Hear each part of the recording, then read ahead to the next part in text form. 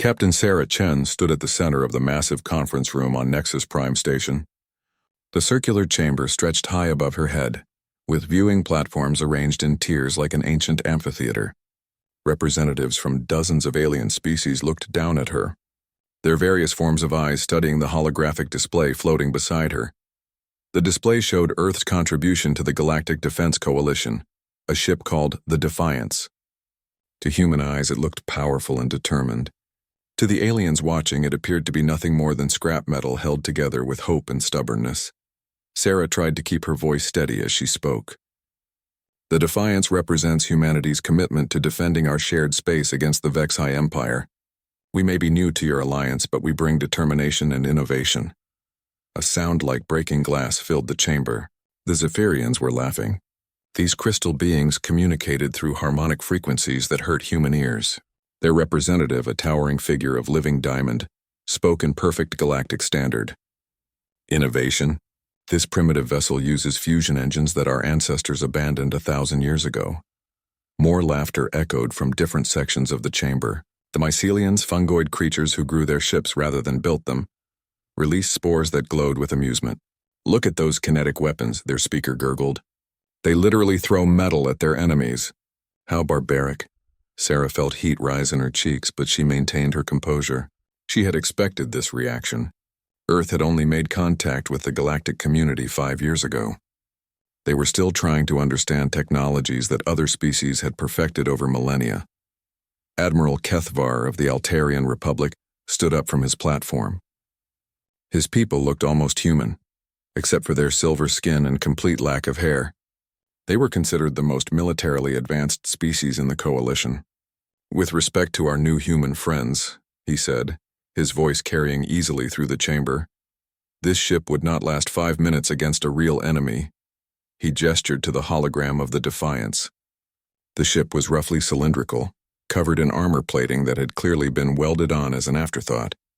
Solar panels stuck out at odd angles. Weapon ports were visible along its hull, but they looked crude compared to the sleek energy projectors used by other species. One of our plasma frigates could destroy 10 of these human vessels without taking damage, Kethvar continued. Perhaps it would be better if Earth focused on providing raw materials or food supplies instead of attempting to contribute militarily. Sarah bit back her first response. She had served in Earth's Space Navy for 15 years, working her way up from a junior officer to captain of humanity's most advanced vessel. She had seen the Defiance built from salvaged alien technology and human engineering. Every system had been tested and retested. Every weapon had been calibrated by the best minds Earth could offer. But she also understood politics. Earth needed this alliance. The Vexi Empire was expanding toward human space. Without the Coalition's protection, Earth would face the enemy alone. We understand your concerns, Sarah said carefully. However, the Defiance has capabilities that might surprise you. Our approach to warfare may be different, but it has proven effective in our simulations. The Turellian ambassador, a being that looked like a giant mantis made of metal, clicked its mandibles. Simulations against what enemies? Your own kind? Humans have never faced a real galactic threat. Sarah wanted to argue, but she knew it was useless. These beings had fought the Vexi for decades. They had lost entire star systems to the enemy's biomechanical ships. From their perspective, humanity was like a child trying to help adults fight a war.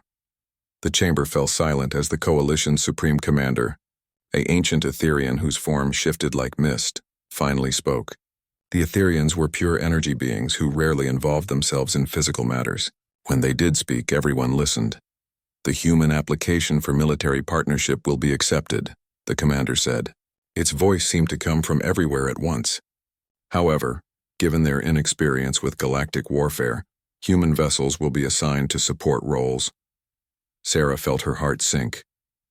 Support roles meant supply runs, medical evacuations, and other tasks that kept Earth ships away from real combat.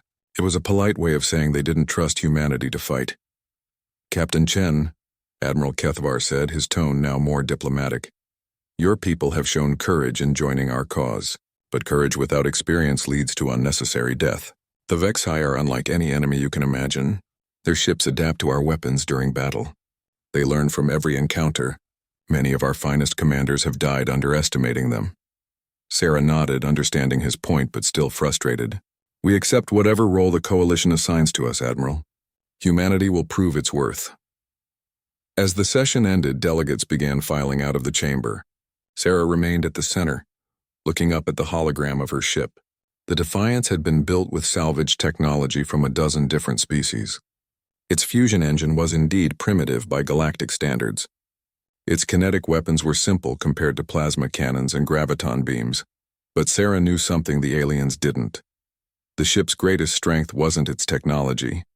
It was its crew. 48 humans who had volunteered for what everyone knew was likely a suicide mission. They had trained together for 2 years, learning to work with alien technology while maintaining their human approach to problem-solving. Dr. James Park, the ship's chief engineer, approached her as the chamber emptied. That went about as well as expected, he said with a wry smile. They'll learn, Sarah replied. When the time comes, they'll see what humans can do. You really believe that? Sarah looked at the hologram of her ship one more time before it flickered out. I have to. Because if I'm wrong, we're all going to die out there. The two humans walked out of the chamber together, leaving behind the whispered conversations of alien delegates who were already dismissing Earth's contribution to the war effort. They had no idea that the ship they mocked would soon become the Coalition's greatest hope for survival. 3 weeks after the Coalition meeting, Captain Sarah Chen was reviewing supply manifests in her quarters aboard the Defiance when the emergency alarm started screaming. The red lights that flooded the corridor told her everything she needed to know before she even reached the bridge. Report, she ordered as she slid into her captain's chair. Lieutenant. Torres looked up from the communication station, her face pale. Priority distress signal from Kepler Station, Captain. They're under attack. Sarah's blood ran cold. Kepler Station was the Coalition's primary shipyard, where new vessels were built and damaged ships were repaired. It was supposed to be one of the most heavily defended locations in Coalition space. Who's attacking them? She asked, though she already suspected the answer. The Vexhai Empire, Captain. Multiple bioships, at least 300 vessels confirmed. Sarah stared at the tactical display as it updated with information from Kepler Station. The Vexhai had somehow moved a massive fleet through Coalition space without being detected. Their biomechanical ships appeared on the screen as organic shapes that seemed to pulse and writhe even in the static hologram. Dr. Park's voice crackled over the intercom from the engine room. Captain, I'm reading massive energy signatures from the battle. The Coalition fleet is engaging, but he didn't need to finish. Sarah could see the tactical data herself. Coalition ships were disappearing from the display at an alarming rate. The Vexhai vessels seemed to be adapting to every weapon fired at them, growing stronger as the battle continued. Orders, Captain? Asked Commander Williams, her first officer. Sarah looked at their current position.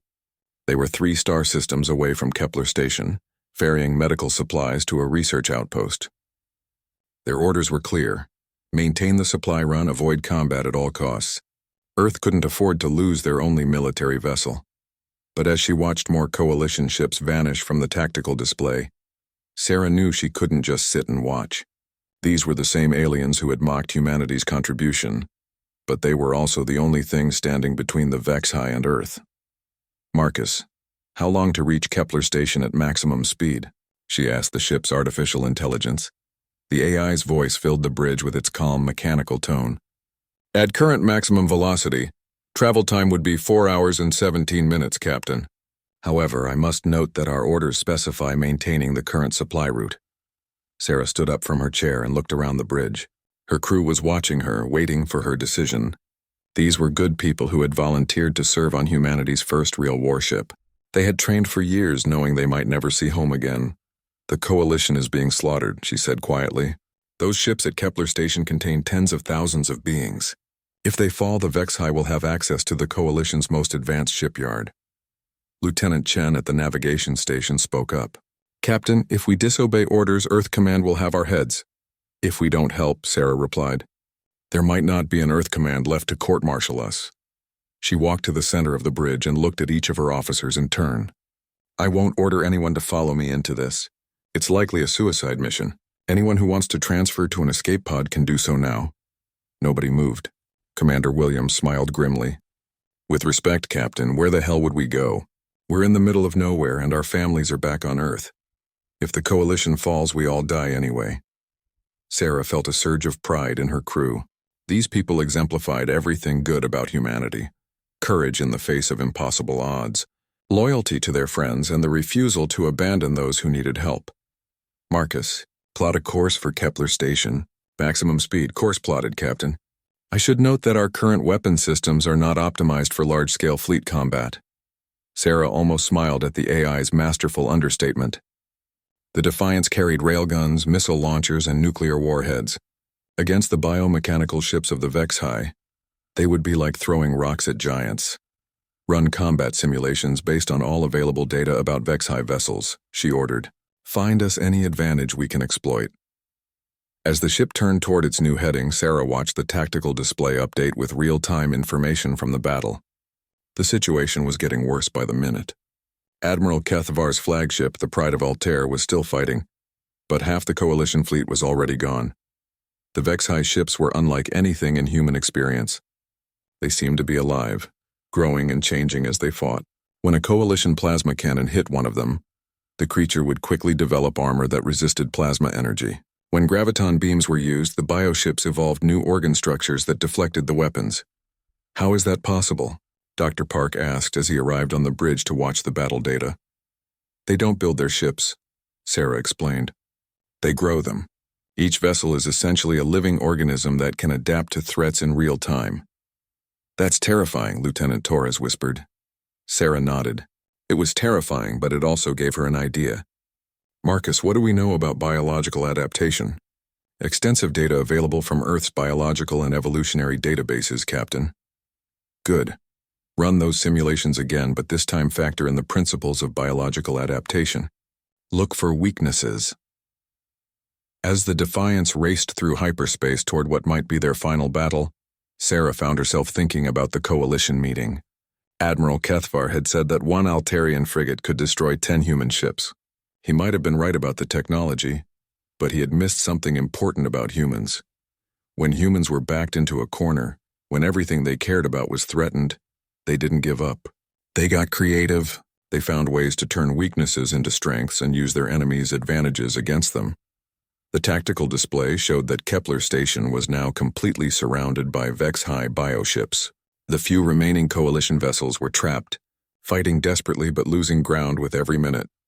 15 minutes to arrival, Captain, reported the navigation officer. Sarah took a deep breath. In 15 minutes, they would either help turn the tide of battle or join the growing list of casualties. But at least they would face the enemy on their own terms, as humans always had. All hands, this is the captain, she announced over the ship's intercom. Prepare for combat. We're about to show the galaxy what humans can do. The Defiance dropped out of hyperspace into hell. Captain Sarah Chen stared at the main view screen in horror as the scope of the disaster became clear. Hundreds of coalition ships drifted through space as burning hulks, their sleek hulls torn open and their crews dead or dying. The pride of the Galactic Fleet, vessels that had seemed invincible just hours before, now looked like broken toys scattered across the void. Dear God, whispered Commander Williams. The Vexhi bioships moved through the wreckage like sharks, feeding on the remains. These creatures were nothing like the clean, technological vessels of the Coalition. They pulsed with organic life, their hulls rippling with muscle-like contractions. Some were absorbing the metal and energy from destroyed ships, literally eating the debris to fuel their own growth. Tactical report, Sarah ordered, forcing herself to focus on their mission instead of the carnage around them. Lieutenant Torres worked frantically at her station. I count 47 Vexhi vessels of various sizes. The largest are over 2 kilometers long. They've completely surrounded Kepler Station. On the screen, Sarah could see the massive space station at the center of the battle. Its defensive platforms were still firing, but several sections were already dark and vented to space. The few coalition ships still fighting were clustered around the station in a desperate last stand. There, Dr. Park pointed at a section of the tactical display. The Pride of Altair is still active. Admiral Kethavar's flagship was indeed still fighting, but it was badly damaged. Its elegant silver hull was scarred with deep gouges, and one of its main engine pods was completely destroyed. As they watched, a Vexhi bioship that looked like a giant jellyfish wrapped its tentacles around an Altarian frigate and began to crush it. Captain, Marcus reported in his calm voice. Long-range scans indicate that the Vexi vessels have adapted to counter all Coalition weapon systems. Plasma cannons are being absorbed and redirected. Graviton beams are being deflected by new organ structures. Energy shields are being bypassed by weapons that phase through matter. Sarah felt her heart sink. If the Coalition's most advanced weapons were useless, what chance did humanity's primitive technology have? But then she remembered something from her training at Earth's Naval Academy. Sometimes the best way to fight a superior enemy was to avoid fighting them the way they expected. Marcus, do we have any data on how these bioships adapt to threats? Analyzing available battle recordings, Captain. The adaptation process appears to be rapid, but follows biological principles. Each vessel learns from damage taken and modifies its structure accordingly. However, this process requires time and energy. Sarah began to pace the bridge, her mind racing. So they adapt to whatever hits them, but only after they've been hit. That is correct, Captain. An idea began to form in Sarah's mind. It was crazy, possibly suicidal, but it might just work. She looked around at her crew, these brave humans who had followed her into certain death without hesitation.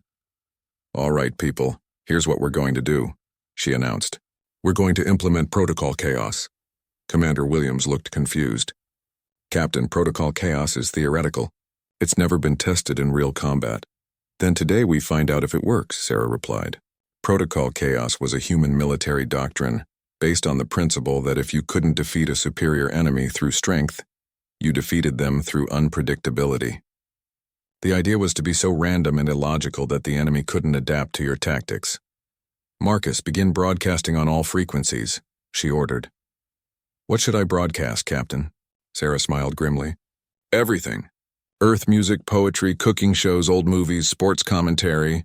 I want so much random noise that the Vexi can't figure out what we're doing. Captain, Lieutenant Torres said hesitantly. Won't that just tell them where we are? They can already see us, Sarah replied. But they can't understand us. That's going to be our advantage. She turned to the weapons officer. Lieutenant Harris, prepare all missile tubes. But I don't want a coordinated attack. I want you to fire randomly. Different targets, different intervals, no pattern they can learn from. Ma'am, that goes against everything we learned in tactical training. Exactly. The Vexi have been fighting the Coalition for decades. They've seen every tactical manual, every standard maneuver, but they've never fought humans. As the Defiance moved toward the battle, Sarah could see Coalition ships retreating in organized formations, exactly as their training dictated. The Vexi bioships followed them with perfect precision, having already learned to counter every standard tactic. Beginning random broadcast, Marcus announced. Suddenly the communication channels filled with a chaotic mix of human culture. Classical music mixed with rock and roll, Shakespeare's sonnets interrupted by baseball play-by-play commentary. The Vexi ship seemed to pause as if trying to process this unexpected information. Firing missiles, Lieutenant Harris reported. The Defiance launched a spread of nuclear missiles, but not at the nearest targets or the most dangerous ones. Harris fired at random intervals, switching targets without warning, sometimes even firing at empty space just to maintain the unpredictability. One missile struck a medium-sized Vexi vessel. The bioship immediately began adapting, growing new armor plating to resist nuclear explosions. But before it could complete the adaptation, the Defiance had moved on to attack a completely different target with railgun rounds.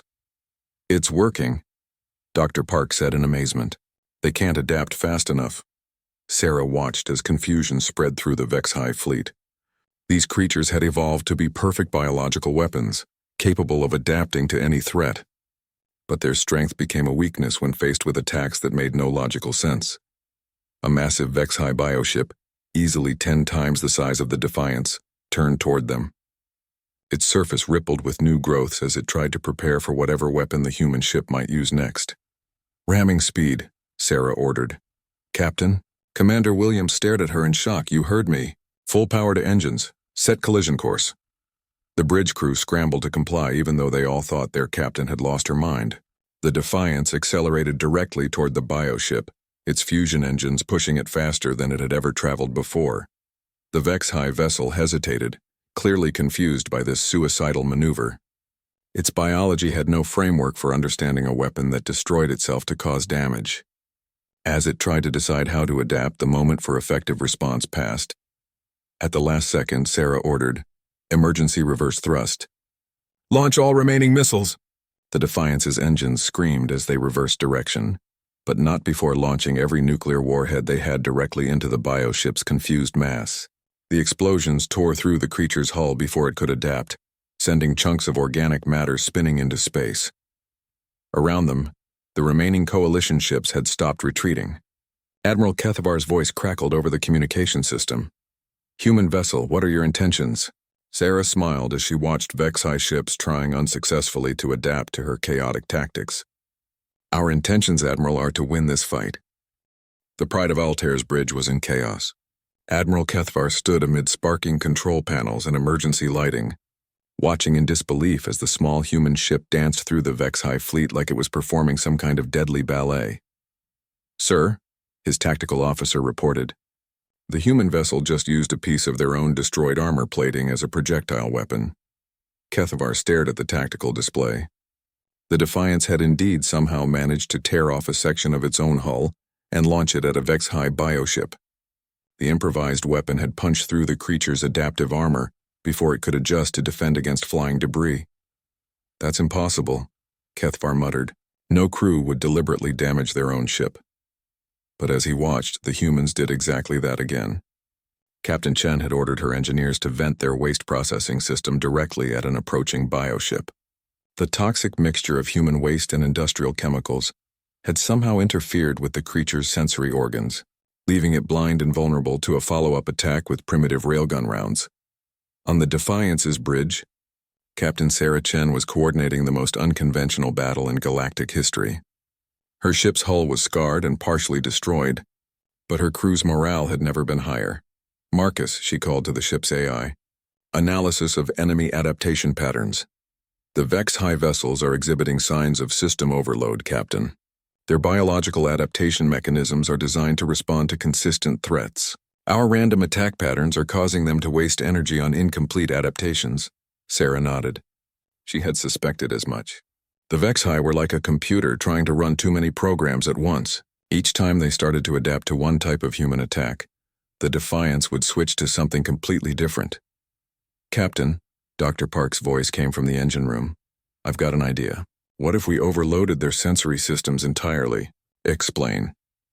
"These bioships use organic sensors to detect threats and coordinate their adaptations. But organic sensors have limits.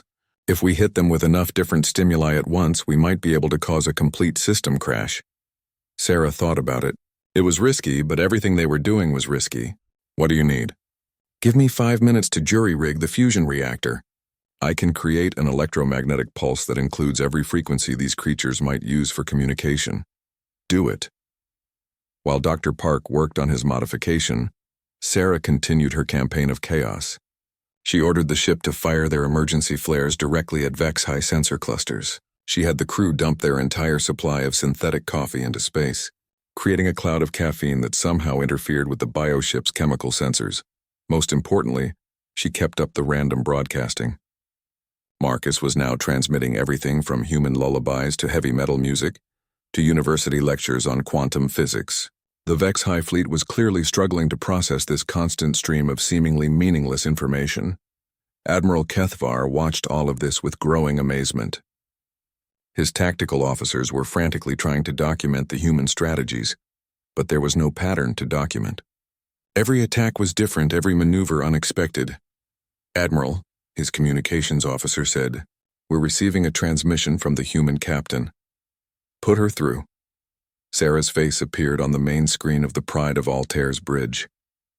She looked tired and her uniform was torn, but her eyes burned with determination. "Admiral Kethavar, I need your ships to do exactly what I tell you, when I tell you. No questions asked."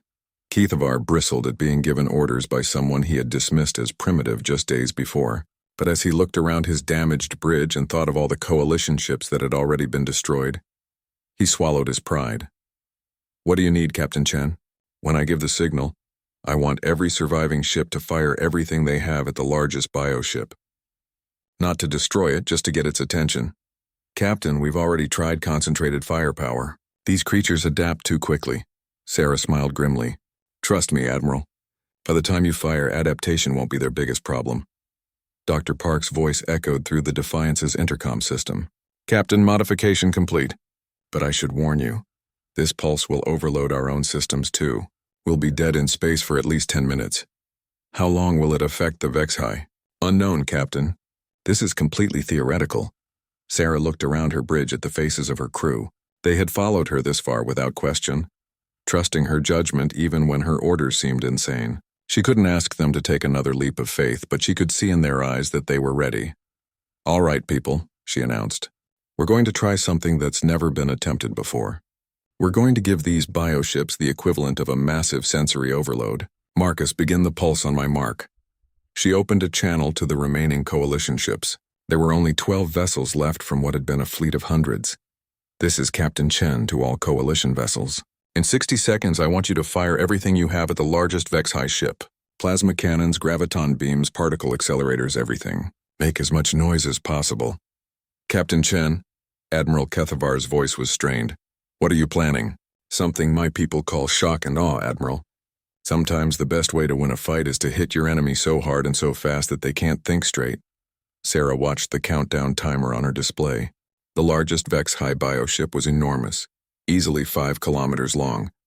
It had been hanging back from the main battle, apparently coordinating the smaller vessels' attacks. If her theory was correct, it was also the most sophisticated and therefore the most vulnerable to sensory overload. 30 seconds, she announced. The bioship seemed to sense that something was wrong. It began moving toward the coalition ships, its surface rippling with new defensive growths. 10 seconds. Sarah gripped her command chair as the final countdown began. Mark! The electromagnetic pulse erupted from the Defiance's modified fusion reactor, just as every surviving coalition ship opened fire on the massive bioship. The creature's surface lit up with explosions as plasma beams and graviton pulses struck its adaptive armor. But instead of beginning its normal adaptation process, the bioship began to convulse. The pulse had overloaded its sensory systems, just as the massive barrage hit. Unable to process the incoming data, unable to coordinate an adaptation, the creature's biological systems began to shut down in a cascade failure. And then something even more dramatic happened. The smaller HFY ships, which had been receiving coordination signals from the large vessel, suddenly stopped moving.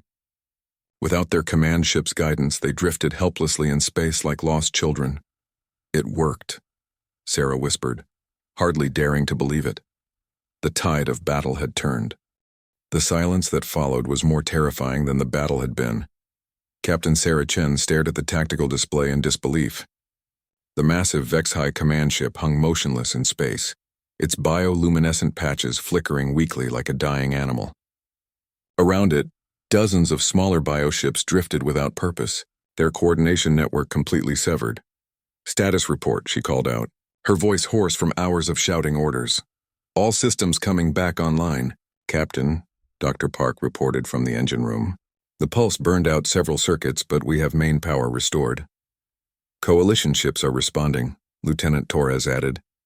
Admiral Kethavar is requesting immediate conference. Sarah nodded, but her eyes remained fixed on the enemy fleet. Something was wrong. The HFY had been caught off guard, yes, but these were creatures that had conquered half the galaxy. They wouldn't stay confused for long. Marcus, how long before they adapt to our electromagnetic pulse? Unknown, Captain. However, biological systems typically require between 10 and 30 minutes to recover from severe neural overload. That wasn't much time. Sarah opened a channel to all surviving coalition ships. This is Captain Chen to all vessels. We have a brief window of opportunity. These creatures will adapt to our attack, but right now they're vulnerable. We need to coordinate a final assault. Admiral Kethavar's face appeared on her screen. The proud Altarian looked shaken, his silver skin pale with shock. Captain Chen, what you've accomplished here is beyond anything we thought possible. But we have fewer than a dozen ships left. Even with the HFY disabled, we don't have the firepower to destroy their entire fleet. Sarah studied the tactical display, her mind racing through possibilities. The Admiral was right about their firepower, but he was thinking like a conventional military commander. He was trying to win through superior strength, which was exactly what the HFY expected. Admiral, what's the one thing these bioships can't adapt to? I don't understand the question. They adapt to weapons, to energy signatures, to tactical patterns. But what's the one thing no living creature can adapt to? Kethavar thought for a moment. Then his eyes widened with understanding. Complete destruction of their biological processes.